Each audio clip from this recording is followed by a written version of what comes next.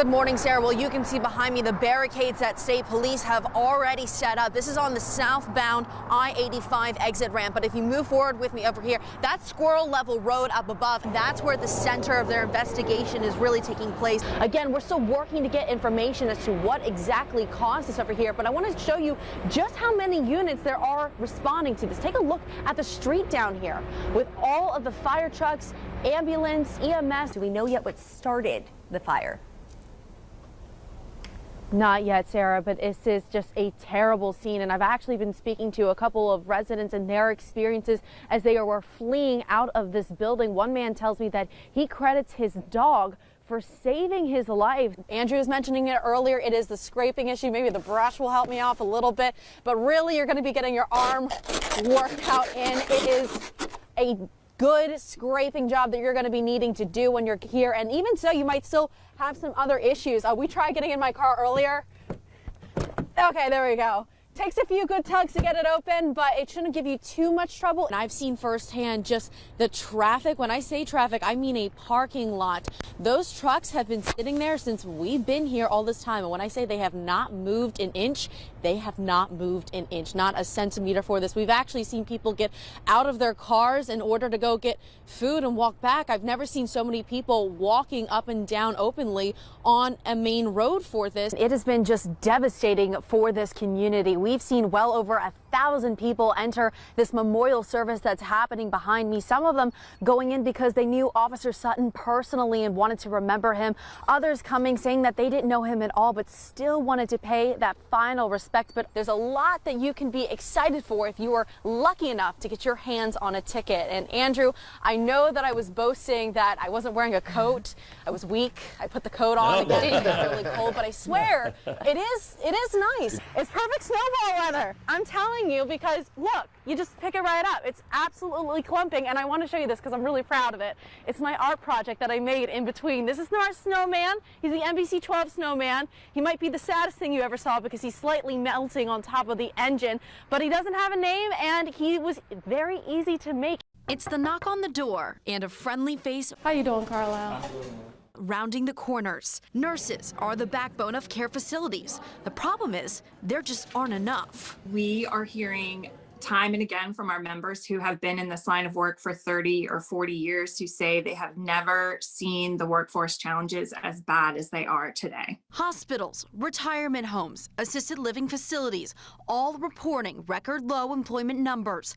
Across the nation, down more than 200,000 jobs. We see people closing beds, closing rooms, closing entire floors because they can't staff those floors. The problem starts with burnout. According to the Virginia Healthcare Association, 81% of medical workers say somehow this year is even worse than last year, with only 2% saying that they're fully staffed at this time, and then another 96% admitting they need more assistant nurses. How are you all? Good. I love what I do, but the way that we get through the needs every day is to work with the team members, work with what we have. For retirement communities like Cedarfield and Henrico, Director of Nursing Tamika Ross says they've had their share of trouble holding on to staff.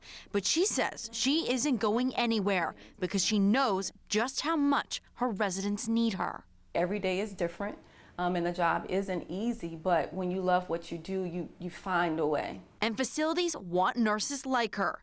Cedarfield, like other places, is raising starting pay to $15 an hour. A lot of people have just looked at health services in general and said, you know, I don't want to be in healthcare anymore. I want to find another career path. But they're great places to work. This is a solid career opportunity for anyone who's looking for a job. But paying more to keep the much needed staff doesn't come without consequences. We don't have a crystal ball. We don't know what inflation is going to do in the next several months. We know that we're going to have some hard decisions to make in the future, and those hard decisions are going to be reflected in the monthly fees that our residents pay or the services we provide. The pandemic's hidden toll on healthcare.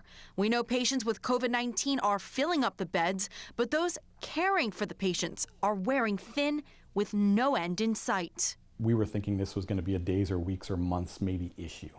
It's stretched into years long, and we know that it's not going anywhere anytime soon. Emily Harrison, NBC 12. She had the most contagious, biggest smile. She loved her brother. That love shows in every picture and in every person that came to honor her. Thank you for being here. Thank you for remembering our little girl. Let's go. Loved ones walking 2 miles to remember Maeve Hensel.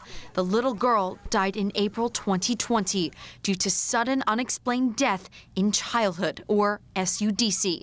To this day, nobody can point to how it happened. We gave them hugs and kisses, told them we loved them, and we put them back to bed. And that was the last time we saw Maeve alive. We went in at 1 a.m. She was unresponsive. Of course, we did CPR, called 911 right away, but she was gone.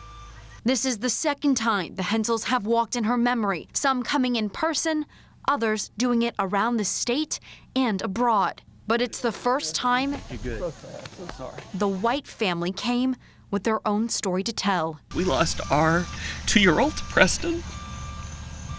Preston was very much like Maeve.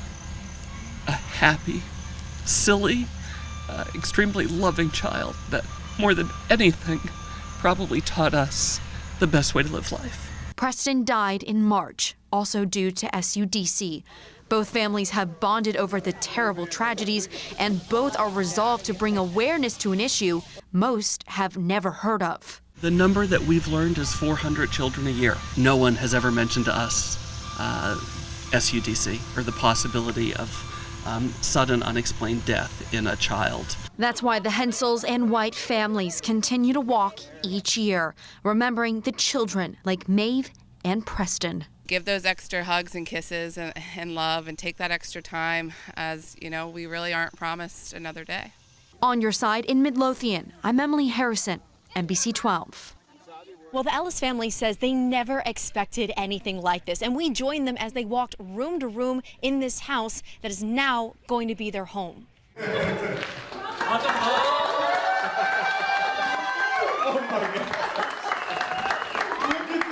It's a 4-bedroom, 3-bath, completely free home, leaving the Ellis family overcome with emotion. This is amazing. This is beyond any expectations that we may have had.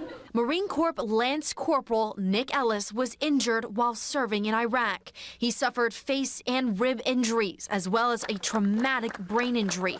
This home is a new start for his civilian life. When you believe in community, when you believe in family, it happens. Things can happen for you that you didn't think was possible. JP Morgan and Lowe's teamed up with Building Homes for Heroes to make this a reality. The Ellis family even had police escort them to the house to show them how much they appreciate his service. We provided almost 1,100 homes, but the one that's most special and the one that matters the most is this one here for you all. I can't wait to see who's going to pick which rooms. And the fight for that is already on. I'll take that.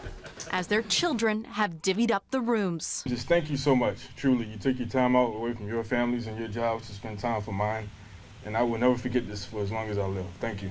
Once the Ellis family is all unpacked, they say the next order of business is figuring out what they're going to do with the holidays, because they plan on hosting each one right here in this house. On your side in Chester, I'm Emily Harrison, NBC 12.